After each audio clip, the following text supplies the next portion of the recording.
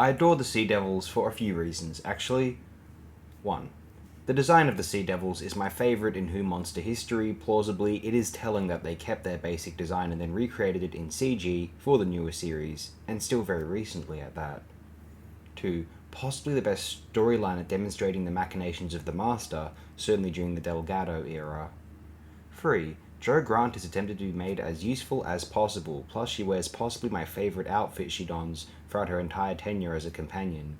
A bit like Jane Ash's fantastic jacket in Neil and Sazdy's 1972 masterpiece, The Stone Tape. Martin Body as Walker is one of the finest, most diabolical and wickedly British Colonel Blimp one-time characters in the entire history of classic Who. The abundant references to contemporary early 70s politics, attacks on valuable financial commodities, the energy preservation crisis, the assaults upon military targets, and brokering a tense peace between two conflicting parties.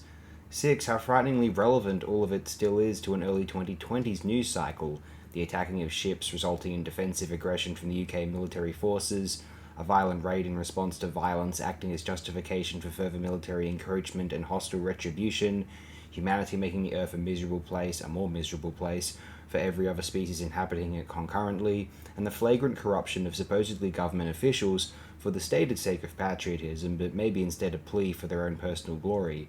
Think Trenchard's willingness, having been apparently unhypnotically persuaded to assist for Master's meddling.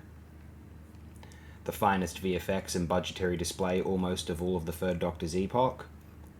Malcolm Clarke's score, arguably the most impactful and memorable in the history of the entire classic program in general, very ably directed by Michael E. Briant, probably his finest effort as a director of the show. Malcolm Hulke delivering some of his best work, the most entertaining execution of his very enticing, engaging multi-part formula, and 11, at last, the most well-paced, consistently engaging, fluid six-parter in all of classic Doctor Who, or at least outside of the Hinchcliffe-Holmes era anyway. One of my 10 favourite serials ever, quite possibly, The Sea Devils is, as they sometimes say, lit.